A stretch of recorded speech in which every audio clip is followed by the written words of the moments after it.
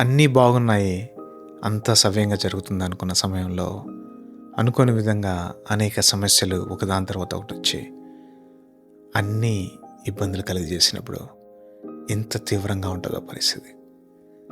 ఒక్కొక్కసారి మంచిగా పనిచేస్తున్న జాబ్ కానీ, లేదంటే మంచిగా ఉన్న వ్యాపారం కానీ వెంటనే దూరం అయిపోవడం, అలాగే మంచి సంబంధాలు పాడైపోవడం, మంచిగా ఉన్న హృదయం, మంచి యొక్క సంబంధ బాంధవ్యాలు చెడిపోవడం, ఇవన్నీ జరుగుతూ ఉంటాయి.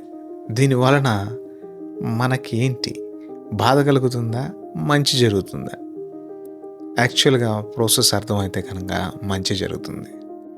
ఒక 2 మామిడి టెంకల్ని తీసుకొని, మామిడి గింజల్ని భూమిలో పెట్టారనుకోండి, కొద్ది రోజుల తర్వాత ఒకటేమో అది మట్టిలో కలిసిపోయి పగిలిపోయి, తర్వాత దానిపైన ఉండేదంతా రాలిపోయి, లోపల ఉన్న గింజ మట్టికి తగిలి ఆ మాయిశ్చర్తో నెమ్మదిగా జీవం పెట్టుకుంటూ వస్తుంది. ఇంకొకటి అసలు సంబంధం లేనట్టుగా అది బ్రేక్ డౌన్ అవ్వడానికి కానీ, అలాగే ఆ మట్టిలో కలిసిపోవడానికి కానీ నిరాకరించింది అనుకోండి, ఎన్ని సంవత్సరాలైనా అది అలానే ఉంటుంది. అలాగే దేవుడు కొన్ని విషయాలు అలౌ చేస్తూ ఉంటాడు. అలౌ చేసినప్పుడు వాటికి నుంచి మనం నేర్చుకొని వాటికి రెస్పాండ్ అయ్యి ఆ ప్రాసెస్ గుండా వెళ్ళి బెటర్ అయితే మళ్ళా ఆ జీవం కొత్తగా ఉంటూ ఉంటుంది.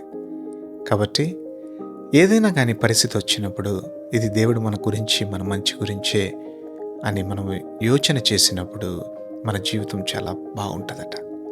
అలా కాకుండా లేదు నాకెందుకు ఇలా జరిగింది, నేను ఇలానే ఉంటాను అని బాధపడుకుంటూ కూర్చుంటే ఎప్పటికి కూడా ఆ జీవితం అలానే ఉంటుందంట. దేవుని వాక్యం ఏం చెప్తుందో చూద్దాం.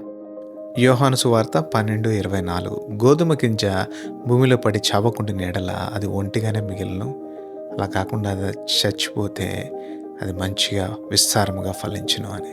కాబట్టి మన పరిస్థితులను బట్టి మనం ఎటువంటి స్థితిలోకి వెళ్ళినా కానీ దేవుని మీద నమ్మకం ఉంచి, దేవుని మీద విశ్వాసంతో దేవుడు నా గురించి మంచికే ఇవన్నీ కలుగు చేస్తున్నాడని తెలుసుకున్నప్పుడు మీ యొక్క పంట విస్తారంగా ఉంటుందంట.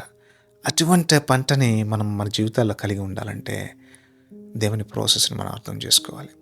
కృంగిపోకుండా, కృషించిపోకుండా, దేవుని నుంచి దూరంగా వెళ్ళిపోకుండా దేవునికి దగ్గరగా ఉండి, దేవా నా యొక్క ఈ పరిస్థితుల్లో నీ కృపను నాకు ఇవ్వు, తట్టుకునే శక్తిని నాకు ఇవ్వండు, వీటి నుంచి బయటపడడానికి నాకు ఒక మార్గం చూపించు అని అడిగినప్పుడు దేవుడు నిండుగా మెండుగా ఆశీర్వదిస్తాడు.